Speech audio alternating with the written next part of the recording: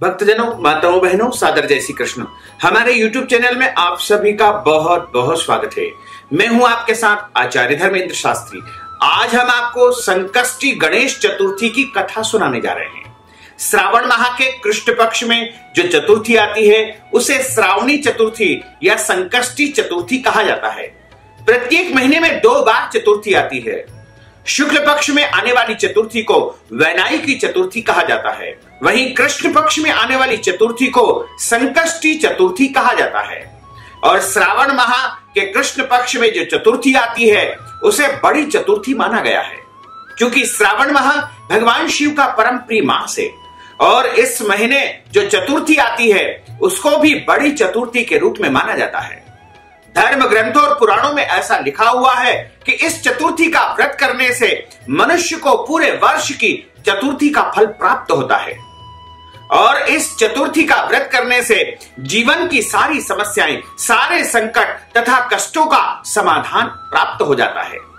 श्रावण माह के कृष्ण पक्ष की जो चतुर्थी है वो 8 जुलाई 2020 बुधवार के दिन है और इस दिन सुबह जल्दी उठ करके और स्नान करना चाहिए। उसके पश्चात शुद्ध वस्त्र धारण करके भगवान का पूजन अर्चन करें तथा भगवान सूर्य देव को जल चढ़ाना चाहिए और उसके बाद संकल्प करके इस व्रत का आरंभ करना चाहिए। हाथ में जल लेकर कहना चाहिए कि आज मैं इस चतुर्थी का व्रत करने जा रहा हूं या करने जा रही हूं तथा मेरे जीवन के सारे संकट और कष्ट समाप्त हो जाए। और उसके बाद संकल्प भगवान को समर्पण कर दे और पूरे दिन निराहार रह करके इस व्रत को करना चाहिए। यदि बहुत ज्यादा आवश्यक हो तो आप दिन में दोपहर के समय भगवान गणेश जी का पूजन करके और कुछ फलाहार ले सकते हैं और शाम को जब चंद्रोदय होगा उसके बाद गणेश जी का पूजन करें तथा चंद्रमा का पूजन करने के बाद ही आपको व्रत खोलना चाहिए। और इस व्रत में विशेषतः भगवान को जो है लड्डू अर्पण किए जाते हैं। भगवान गणेश जी के निमित्त जो है 11 लड्डू 21 लड्डू बना करके उनको भोग लगाया जाता है और दूर्वा और गुड़ और आटे के लड्डू उनको समर्पित किए जाते हैं। और भगवान गणेश जी का विधिवत पूजन अर्चन करने के बाद, चंद्रमा का पूजन करने के बाद, चंद्रमा को अर्घ्य देने के पश्चात ही व्रत का जो है समापन किया जाता है। यानी प्रातः काल सूर्योदय से यह व्रत प्रारंभ होगा जो कि चंद्रोदय पर समापन हो जाएगा। और इस व्रत को करने से जीवन की जितनी भी समस्याएं हैं, जितनी भी पीड़ाएं हैं, जितने भी कष्ट है वो सब समाप्त हो जाएंगे। यदि आप पहली बार चतुर्थी का व्रत करना शुरू करने का विचार कर रहे हैं तो आपको इसी चतुर्थी से करना चाहिए, क्योंकि ऐसा माना जाता है कि यह जो श्रावण की चतुर्थी होती है इससे व्रत प्रारंभ करने से जो है मनुष्य के जीवन में सफलता प्राप्त होती है। और यदि आप पूरे वर्ष की चतुर्थी कर रहे हैं तो आपको इसी चतुर्थी को उद्यापन भी करना चाहिए, क्योंकि इस चतुर्थी से व्रत का प्रारंभ करना तथा उद्यापन करना सर्वोत्तम माना गया है। और इस बार जो चतुर्थी का महापर्व आ रहा है वो बुधवार को है। बुधवार का दिन भगवान गणेश जी का दिन होता है और गणेश जी को जो है बुधवार का दिन सबसे अधिक प्रिय है तथा चतुर्थी जो कि उनके प्रागट्य दिवस के रूप में मानी जाती है। चतुर्थी यदि बुधवार को आती है तो यह महाचतुर्थी का योग बनता है और महाचतुर्थी के दिन भगवान गणेश जी का स्मरण, पूजन, अर्चन, उपाय सभी भक्तजनों को करना चाहिए तथा इसकी कथा भी सभी को सुनना चाहिए। अब हम आपको इस गणेश चतुर्थी की दिव्य और ज्ञानमयी कथा सुनाने जा रहे हैं। इस कथा को सुनने मात्र से भी आपको गणेश चतुर्थी का संपूर्ण फल प्राप्त हो पाएगा, क्योंकि यदि आप किसी कारणवश व्रत नहीं रख पाते हैं तो आपको इस कथा को जरूर सुनना चाहिए। और इस कथा को सुनने से आपको जो है जीवन में सभी प्रकार का सुख प्राप्त होगा, वैभव प्राप्त होगा, धन धान्य प्राप्त होगा तथा आपकी मन चाही इच्छाएं पूर्ण हो जाएगी और आपका भाग्योदय अभी तक नहीं हो पाया है तो आपका भाग्योदय हो जाएगा, आपकी किस्मत चमक जाएगी। भगवान गणेश जी चूंकि कलयुग में जो है साक्षात देवता के रूप में माने जाते हैं। ऐसा लिखा होगा कि कलौ चंडी विनायको, यानी कलयुग में सबसे जल्दी फल देने वाले चंडी और विनायक है। इसलिए भगवान गणेश जी का जो उत्सव है वो बड़े धूमधाम के साथ में हम सभी मिलकर के मनाते हैं। तो भगवान गणेश जी आप सभी की मनोकामना को पूर्ण करें और आप सभी को और आपके पूरे परिवार को संकष्टी श्रावणी गणेश चतुर्थी की बहुत बहुत शुभकामनाएं और बधाइयां। अब हम आपको गणेश चतुर्थी की दिव्य कथा सुनाने जा रहे हैं। सर्व विघ्न विनाशाय सर्व कल्याण हेतवे श्री पार्वती प्रिय पुत्राय श्री गणेशाय वयं नमः। गजाननं भूतगणादि सेवितं कपित्थ जम्बू फलचारु भक्षणम् उमासुतं शोक विनाशकारकं नमामि विघ्नेश्वर पाद पंकजम्। विघ्नेश्वराय वरदाय सुरप्रियाय लंबोदराय सकलाय जगद्धिताय नागाननाय श्रुति यज्ञ विभूषिताय गौरी सुताय गणनाथ नमो नमस्ते। भक्तार्तिनाशन पराय गणेश्वराय सर्वेश्वराय सुखदाय सुरेश्वराय विद्याधराय विकटाय च वामनाय भक्त प्रसन्न वरदाय नमो नमस्ते। नमस्ते ब्रह्म रूपाय विष्णु रूपाय ते नमः। नमस्ते रुद्र रूपाय करि रूपाय ते नमः।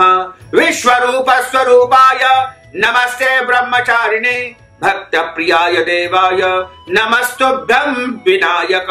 लंबोदर नमस्तुभ्यं सततं मोदक प्रिय निर्विघ्नं कुरु मे देव सर्व कार्येषु सर्वदा सर्व कार्येषु सर्वदा। बोलिए गजानंद गणपति भगवान की जय। एक समय की बात है, बहुत सारे प्रमुख ऋषियों ने स्कंद कुमार यानी भगवान कार्तिक स्वामी से एक बार प्रश्न किया और उन्होंने पूछा कि गरीबी शोक कुष्ठ आदि से विकलांग शत्रुओं से संतप्त राज्य से निष्कासित राजा सदैव दुखी रहने वाले धनहीन और समस्त उपद्रवों से पीड़ित विद्याहीन संतानहीन घर से निष्कासित व्यक्तियों रोगियों और अपने हित की कामना करने वाले व्यक्तियों को क्या उपाय करना चाहिए जिससे उनका हित हो सके और उनके समस्त कष्टों का निवारण हो सके। यदि आप कोई उपाय जानते हो तो कृपा करके हमें अवश्य ही बताइए। स्वामी कार्तिकेय जी ने ऋषियों के प्रश्न पर उनसे कहा कि हे ऋषियों, आपने बहुत ही उत्तम प्रश्न किया है। उसके निवारण के लिए आप लोगों को एक सर्वोत्तम उपाय मैं बताने जा रहा हूं। कार्तिक स्वामी ऋषियों से कहते हैं कि एक ऐसा शुभ और पुण्यदायक व्रत आपको बताता हूं जिसके करने से पृथ्वी के सभी प्राणी सभी संकटों से मुक्त हो जाएंगे। यह व्रत राज महान पुण्यकारी है एवं मानवों को सभी कार्यों में सफलता प्रदान करने वाला है। विशेषतया यदि इस व्रत को महिलाएं करती है तो उन्हें संतान की तथा सौभाग्य की प्राप्ति होती है और अन्य भक्त जन भी पुरुष जन भी इस व्रत को अनिवार्य रूप से कर सकते हैं, क्योंकि इस व्रत को करने से जीवन के सारे संकट तत्काल समाप्त हो जाते हैं। और इस व्रत को धर्मराज युधिष्ठिर ने सबसे पहले किया था। प्राचीन काल में जब धर्मराज युधिष्ठिर पांचों पांडवों के साथ में राज्याच्युत हो गए थे यानी उन्हें राज्य से बाहर निकाल दिया गया था, तो अपने भाइयों के साथ में वो वन में चले गए थे। वनवास के दौरान भगवान कृष्ण से उनको जो कष्टों को दूर करने का जो उपाय प्राप्त हुआ था उसमें से एक बार की बात है कि युधिष्ठिर ने भगवान कृष्ण से प्रश्न किया था कि हे प्रभु, आप कृपा करके हमें कोई ऐसा उपाय बताइए जिससे हमारे सारे कष्ट और संकट दूर हो जाए, क्योंकि पांडवों को राज्य से बाहर निकाल दिया गया था और वो वन वन में लगातार जो है भ्रमण कर रहे थे। तो कृष्ण भगवान कहते हैं कि हम आपको एक उत्तम उपाय बताते हैं और इस उत्तम उपाय को सुनने से आपके जो है सारे कष्ट और संकट दूर हो जाएंगे तथा इस व्रत को करने से जो है मनुष्य की सारी पीड़ाएं दूर हो जाएगी। स्कंद कुमार कहते हैं ऋषियों से कि जब धैर्यवान युधिष्ठिर ने विनम्र भाव से हाथ जोड़ करके कृतज्ञता पूर्वक भगवान कृष्ण से प्रश्न किया तो उन्होंने कहा कि हे राजन, संपूर्ण कामनाओं को पूर्ण करने वाला एक बहुत ही जो है परम गोपनीय और एक श्रेष्ठ सिद्ध व्रत बताते हैं। और इस व्रत के विषय में जो है एक समय की बात है, सतयुग के दौरान पार्वती जो कि प्राचीन काल में जो है राजा हिमाचल की सुंदर कन्या थी, और जो लगातार जो है शंकर जी को पति रूप में प्राप्त करने के लिए कठोर साधनाएं कर रही थी, कठोर तपस्याएं कर रही थी, लेकिन बहुत कठोर साधना करने के पश्चात भी शिव जी उनको प्राप्त नहीं हो पाए। तब उन्होंने जो है आदि अनादि काल से विद्यमान, क्योंकि गणेश जी का जो पद है वो आदि अनादि काल से चला आ रहा है। वैसे तो पार्वती के पुत्र भी गणेश हुए हैं, लेकिन जो गणेश जी का पद होता है वह अनादि काल में किसी और देवता के पास था, यानी गणेश जी का जो पद है वो आदि अनादि है। तब पार्वती जी ने जो है अनादि काल से विद्यमान गणेश जी का स्मरण किया। गणेश जी को उसी क्षण प्रकट देख करके पार्वती जी ने उनसे प्रश्न पूछा कि मैंने कुटिल दुर्लभ एवं लोमहर्षक तपस्या की है, किंतु अपने प्रिय भगवान शिव को मैं अभी भी प्राप्त नहीं कर पाई है, और आप कृपा करके मुझे वह कष्ट विनाशक दिव्य व्रत जिसे नारद जी ने कहा है और आपका ही व्रत है, उस प्राचीन व्रत के तत्व को मैं आपके मुखारबिंद से सुनना चाहती हूं। पार्वती जी के कथना अनुसार तत्कालीन सिद्धिदाता गणेश जी उस कष्ट नाशक शुभदायक एवं प्रेम से वर्णन करने लगे, और गणेश जी ने कहा कि सुनिए है अचल सुते, अत्यंत पुण्यकारी एवं समस्त कष्टों का नाश करने वाला व्रत आप करिए। इसके करने से सभी मनोकामनाएं, सभी आकांक्षाएं आपकी पूर्ण हो जाएगी, और जो व्यक्ति इस व्रत को करेगा उन्हें सफलता की प्राप्ति होगी। और यह व्रत श्रावण माह के कृष्ण पक्ष की चतुर्थी तिथि को किया जाता है, और इस दिन जो कोई भी पूरी श्रद्धा और निष्ठा के साथ में इस व्रत का पालन करता है, निश्चय ही उसके जीवन के सारे संकट और कष्ट समाप्त हो जाते हैं, और उसके जीवन में जो जो भी इच्छाएं होती है वो पूर्ण हो जाती है। इस व्रत में बताया है कि श्रावण माह के कृष्ण पक्ष की चतुर्थी को रात्रि में चंद्रोदय होने के बाद पूजन करना चाहिए, तथा उस दिन प्रातः नित्य कर्म से निवृत्त होकर के मन में संकल्प करे कि जब तक चंद्रोदय नहीं होगा तब तक मैं निराहार रहूंगा या निराहार रहूंगी। पहले गणेश जी का पूजन करे, उसके बाद जो है भोजन में करूंगी, मन में ऐसा निश्चय करना चाहिए। इसके बाद प्रातः काल सफेद तिल जल में डाल करके स्नान करना चाहिए, और नित्य कर्म से जो है निवृत्त होने के बाद सुंदर व्रत का धारण करना चाहिए, तथा गणेश जी कहते हैं कि इस व्रत में मेरी पूजा करना चाहिए। यदि आप में सामर्थ्य हो तो इस व्रत में जो है स्वर्ण मूर्ति, चांदी मूर्ति, यदि नहीं सामर्थ्य है तो आप मिट्टी की मूर्ति बना करके उनका पूजन करें, और यदि मिट्टी की मूर्ति भी नहीं है तो जो गणेश जी आपके यहाँ उपलब्ध है उन्हीं का पूजन करें, और उस पूजन में जो है विधिवत उनको लड्डू का भोग लगाएं, तथा भगवान गणेश जी का विधिवत पूजन करें, और पूजन करके उनसे प्रार्थना करें, उनका ध्यान करें कि हे लंबोदर, हे गणेश, चार भुजा वाले, तीन नेत्र वाले, लाल रंग वाले, नील वर्ण वाले, शोभा के भंडार, प्रसन्न मुख वाले गणेश जी, मैं आपका स्मरण करता हूं या आपका स्मरण करती हूं, और हे गजानन, मैं आपका आवाहन करता हूं, तथा हे विघ्नराज, आपको मैं बारंबार नमन करता हूं, प्रणाम करता हूं। यह आसन है हे लंबोदर, यह आपके लिए पाद्य है। हे शंकर सुवन, यह आपके लिए अर्घ्य है। हे उमापुत्र, यह आपके स्नान के लिए जल है। हे वक्रतुंड, यह आपके आचमन करने के लिए जल है। और हे शूर्पकर्ण, यह आपके लिए चंदन तथा रोली है। हे विघ्न विनाशक, हे विकट, यह आपके लिए पुष्प है, तथा आपके लिए दुर्वा है। दुर्वा नामक एक घास होती है जो गणेश जी को अत्यधिक प्रिय होती है, तथा दुर्वा भी अनिवार्य रूप से चढ़ाना चाहिए, और धूप बत्ती और दीपक उनके लिए समर्पित करिए। और हे वामन, आपके लिए धूप बत्ती और दीपक है। हे सर्वदेव, आपके लिए लड्डू का नैवेद्य में समर्पण कर रहा हूं। हे सर्व विघ्न विनाशक, यह आपके निमित्त फल अर्पण कर रहा हूं। हे विघ्नों के हर्ता, यह आपको मेरा बारंबार प्रणाम है। प्रणाम करने के पश्चात गणेश जी से क्षमा याचना करें और उनसे प्रार्थना करें, और उसके बाद जो है भगवान को शुद्ध देसी घी के 15 लड्डुओं का भोग लगाएं। सबसे पहले भगवान गणेश जी को लड्डू का भोग लगा करके और उसमें से 5 लड्डू ब्राह्मण को दान करना चाहिए, और अपने सामर्थ्य के अनुसार ब्राह्मण को दान दक्षिणा देना चाहिए, तथा चंद्रोदय होने पर भक्ति भाव से चंद्रमा को अर्घ्य देवे। और उसके पश्चात जो है स्वयं व्रत का जो है पालना करे या व्रत को खोलना चाहिए। इस विधान से यदि इस व्रत को किया जाएगा तो निश्चय ही उत्तम फल की प्राप्ति हो सकेगी। इस व्रत में चंद्रमा से प्रार्थना करना चाहिए कि हे चंद्रमा, हे चतुर्थी के स्वामी चंद्रमा, आप हमारे दिए हुए अर्घ्य को ग्रहण करो। आपको बारंबार प्रणाम है। क्षीर सागर से उत्पन्न हे लक्ष्मी के भाई, हे निशाकर, रोहिणी सहित हे शशि, मेरे दिए हुए अर्घ्य को ग्रहण कीजिए। गणेश जी को इस प्रकार प्रणाम करें। हे लंबोदर, आप संपूर्ण इच्छाओं को पूर्ण करने वाले हैं, आपको मेरा बारंबार प्रणाम है।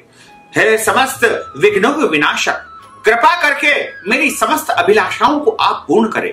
इसके पश्चात ब्राह्मणों की प्रार्थना करें। हे द्विराज, आपको नमस्कार है, आप साक्षात देव स्वरूप है।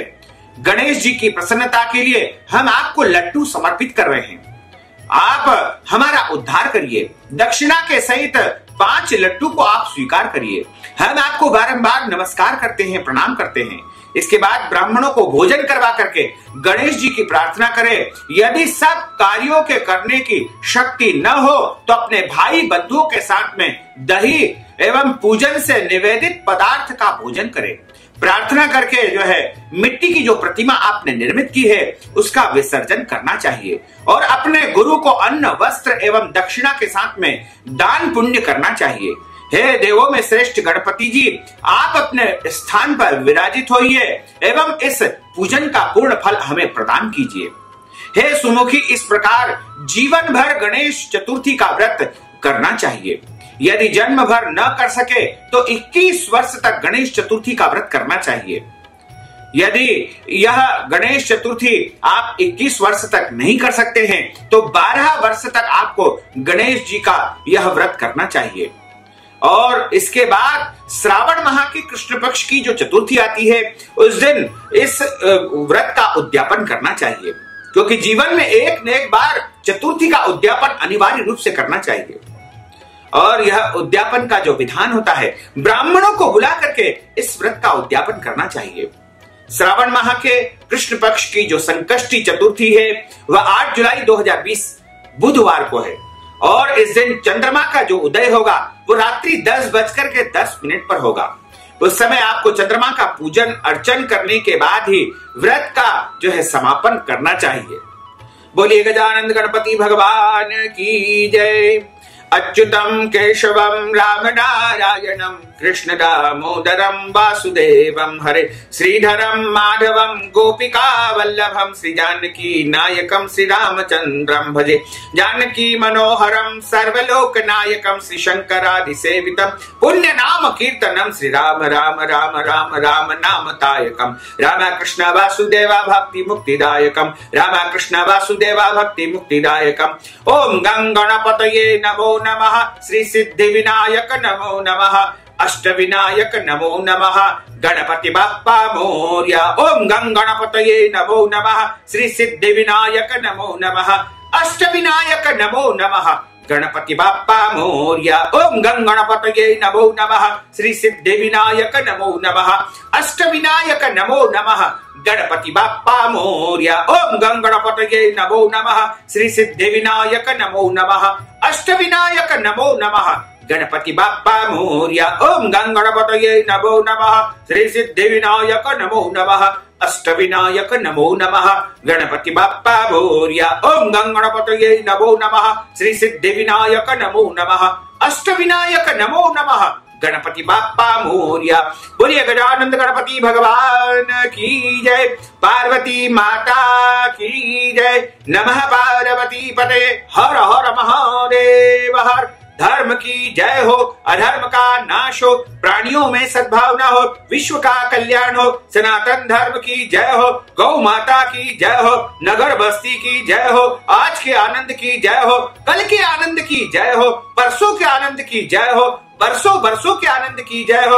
ओम नमः पार्वती पते हर हर महादेव हर हर। भक्तजनों, माताओं बहनों, हमने जो ज्ञानवर्धक जानकारी आपको दी है उसको आप अधिक से अधिक लोगों को शेयर करिएगा, लाइक करिएगा, कमेंट करिएगा और यदि अभी तक आपने सब्सक्राइब नहीं किया तो अभी और इसी समय सब्सक्राइब अवश्य कर लीजिए। आपको और आपके पूरे परिवार को सादर जय श्री कृष्ण, सादर धन्यवाद।